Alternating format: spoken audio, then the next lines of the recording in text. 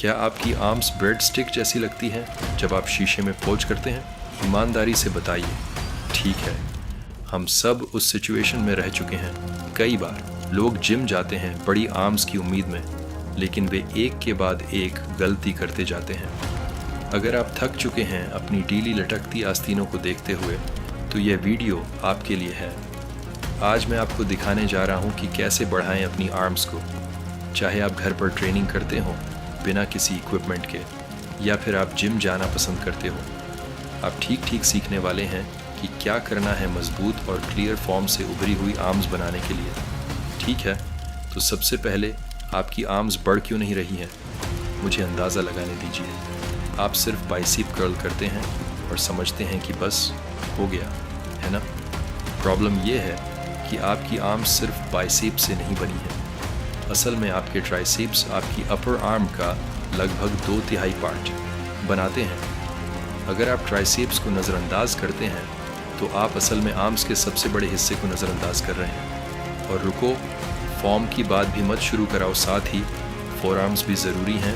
ये आपकी बाहों को पूरा लुक देते हैं, थिक लुक पाने और अपनी पकड़ को बेहतर बनाने के लिए। ताकत की बात करें, अगर आपके पास वेट्स हैं, जिम की फैसिलिटी है या कुछ डंबल्स हैं, तो यह करें। शुरुआत करें बाइसेप्स से। बाइसेप्स की किंग एक्सरसाइज है बारबेल कर्ल, लेकिन इसे धीरे और कंट्रोल में करें। बार को स्विंग नहीं, जैसे आप किसी शादी में डांस कर रहे हो।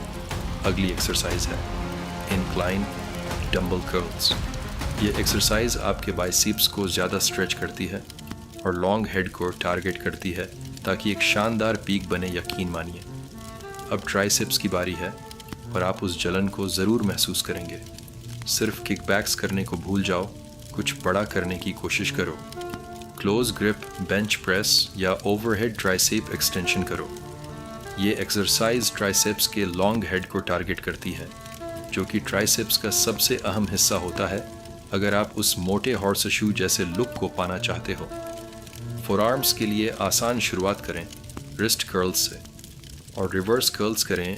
ये दोनों तरफ के फोरआर्म्स को टारगेट करती हैं, जिससे फोरआर्म्स मजबूत होंगे और ग्रिप भी बेहतर होगी।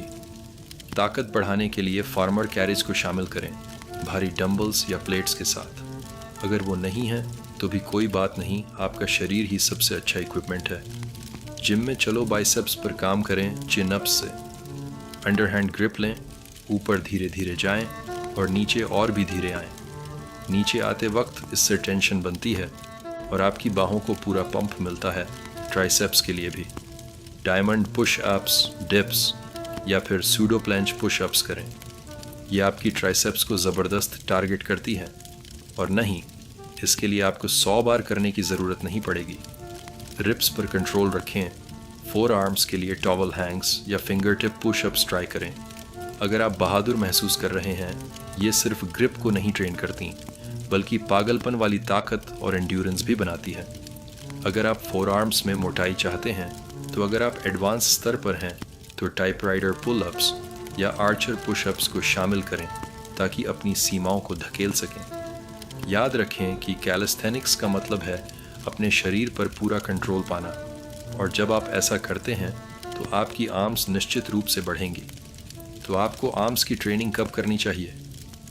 मैं सलाह देता हूं कि आप बाहों की ट्रेनिंग सीधे तौर पर हफ्ते में 1 से 2 बार करें।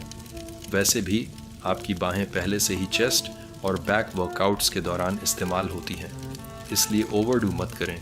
ध्यान दें क्वालिटी पर मात्रा से ज़्यादा। 3 से 4 सेट्स काफ़ी हैं। हर एक्सरसाइज में 8 से 12 रीप्स करें और गति नियंत्रित रखें। आपको फ़र्क महसूस होगा और दिखेगा भी, लेकिन इसके लिए आपको कंसिस्टेंसी की ज़रूरत होगी। अपने फॉर्म पर ध्यान दें, कड़ी मेहनत करें और पर्याप्त भोजन करें। आप 6 से 8 वीक्स में ही फ़र्क महसूस करने लगेंगे। आपकी बाहें भरी हुई दिखेंगी, ताकतवर महसूस होंगी और आखिरकार आप अपनी स्लीव्स को भरते हुए देखेंगे। और अरे, अगर आप जानना चाहते हैं कि सही तरीके से पुशअप कैसे करें और उस न्यूडल वर्म जैसे गलत फॉर्म से कैसे बचें जो ज़्यादातर लोग करते हैं, तो इस वीडियो को देखें। थैंक्स।